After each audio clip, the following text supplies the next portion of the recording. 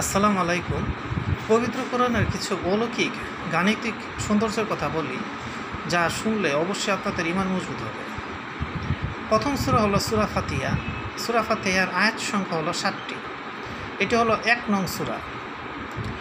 7 + 1 = 8। দ্বিতীয় সূরা হলো সূরা বাকারা।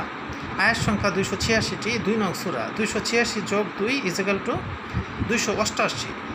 এভাবে 114টি সূরার আয়াত সংখ্যার সাথে ক্রমিক নাম্বার যোগ করলে আপনি 57টি জোড় সংখ্যা আর 57টি বেজোড় সংখ্যা পাবেন।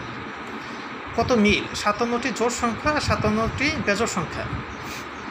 সূরা বাকারাতে আছে টোটাল 286টা আয়াত। মধ্যের আয়াত হইল 143 নং আয়াত।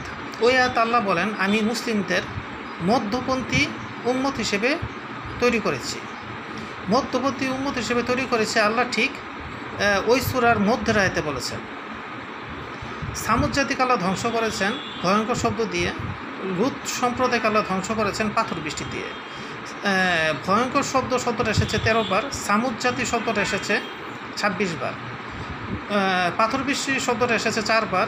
লূত সম্প্রদায়ের শব্দটা এসেছে 8 বার, মানে ডাবল হয়ে গেছে।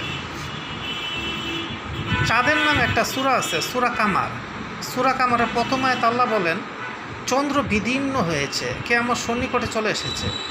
এই আয়াতের সংখ্যাগত মানে যোগফল 1389।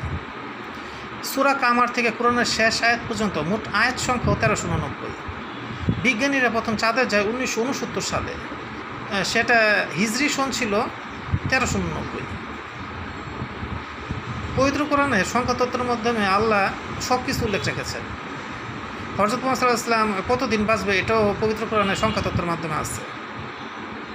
পবিত্র কোরআনের যে অলৌকিক গাণিতিক সাদৃশ্য, এগুলো কিয়ামত পর্যন্ত বের হতেই থাকবে। তারপরে মানুষ সব শেষ করতে পারবে না। এই কারণে কোরআন কিয়ামত পর্যন্ত গবেষণার কিতাব। সবাই ভালো থাকবেন। আল্লাহ হাফেজ।